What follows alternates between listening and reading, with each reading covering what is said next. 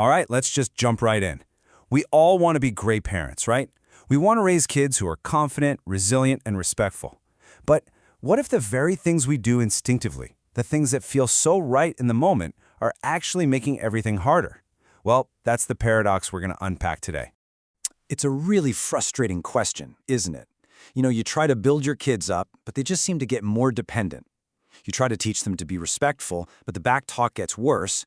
You try to protect them from struggle, but then they seem less capable of handling things. So today, we're going to look at exactly why this keeps happening. So first up is the big one, praise. Your kid does something cool, maybe they build a tower or draw a picture, and your gut reaction is to say, "Good job!" It feels so positive, so encouraging. We're pretty sure we're just filling up their little confidence bucket. And then there's this one. Oh boy. Your child hits you with some attitude, maybe a, "That's not fair." Your instinct is to get into it, right? To explain your logic, to debate them, to make them see why you're right. We think we're teaching them how to be reasonable and respectful. And finally, we have the rescue mission. You see your kids struggling with their shoelaces, getting super frustrated, they're about to have a total meltdown. So what do? You jump in, you fix it, you make the bad feeling go away. We do it to show them we love them, that we've got their back. Okay, so here's the big twist. If you feel like you're stuck in these cycles, the problem probably isn't your kid. It's these well-meaning instincts that are just backfiring. The real change, the real shift, happens when we stop trying to fix their behavior and start looking at our own reactions instead. And that leads us to this really powerful idea, one that's pulled from both ancient philosophy and modern brain science. In the middle of your child's big emotional storm, your job is to be the rock, not the wave. So let's look at what that means. You've got two choices. You can be the wave, reactive, emotional, just making the chaos even bigger right alongside your kid. Or you can be the rock, steady, present, a grounding force that they can actually anchor themselves to. The thing is, the wave will always calm down, but only if the rock doesn't start waving back. And get this isn't just some nice-sounding metaphor. It's actual biology. It's a process called co-regulation. See, your child's nervous system is always scanning yours for information. When you get upset, you're sending a biological signal that says, "Yup, this is a real emergency." But when you stay calm, your regulated state is literally contagious. It tells their brain the emergency is over. You are the tool that helps them regulate.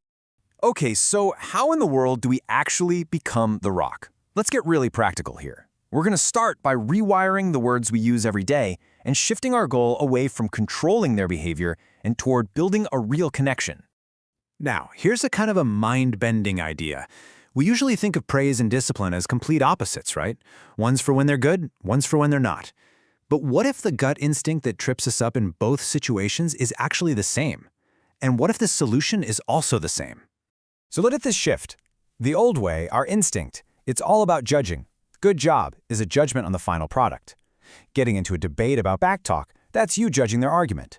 The new way is about observation and setting a boundary. You just describe what you see, or you give one short, neutral boundary. In both cases, you're stepping out of the judge's seat, which actually empowers your kid. Okay, so for praise, instead of good job, try these 3 little switches. First, just notice the specifics. Describe what you see. Wow, you used 3 different colors in that drawing. Second, name their effort. I saw you keep trying even when that piece wasn't fitting.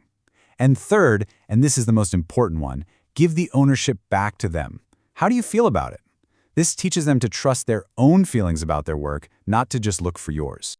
Now for backtalk, the strategy is even simpler. It's basically a 3-second response. First, you pause. You take one deep breath and regulate yourself. Be the rock.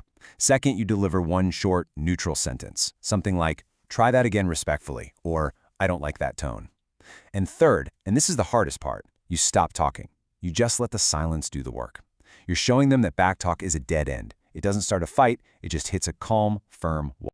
All right, now let's build on this. We've started to rewire our words. Now let's look at our actions and how we can build real, genuine resilience by shifting our focus from just giving comfort to actually building capability.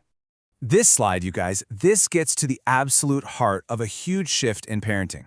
We've kind of accidentally taught our kids that their identity comes from how they feel. If I feel bad, then I am bad and I can't do things.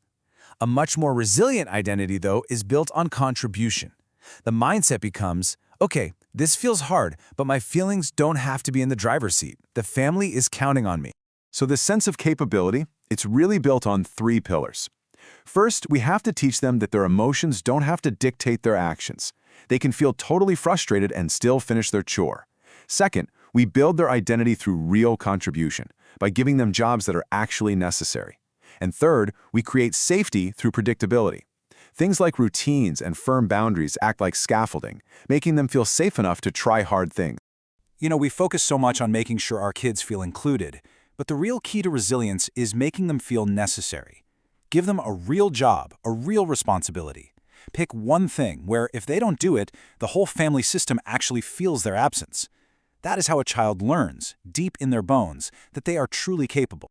So, when you put all of this together, the words, the actions, the whole mindset, it points to a totally new role for us as parents. We have to stop being the thermometer and start being the thermostat. So what does that even mean? Well, think about it. A thermometer just reflects the temperature that's already in the room. A thermostat actively sets the temperature. It's proactive, not reactive. As a parent, this means you're the one who decides what the emotional tone of your home is going to be. You set it to calm, to stability, to respect. So here it is, the final takeaway. A thermometer parent just reflects the chaos, the tantrum, the anxiety, the backtalk. Their nervous system just matches the kids. But a thermostat parent decides ahead of time what the temperature is going to be. They set the calm, and then their child's nervous system naturally co-regulates and rises to meet that new, steadier baseline. Because really, at the end of the day, every one of these interactions is shaping the voice that your child will hear inside their own head for the rest of their life. So when they face the challenge and you're not there, is that voice going to say, am I good enough? I need someone to tell me I did a good job? Or will it say, you know what, this is hard, but I can do hard things. I trust myself. The choice we make today to be the wave or the rock, the thermometer or the thermostat, that's what decides which voice they hear tomorrow.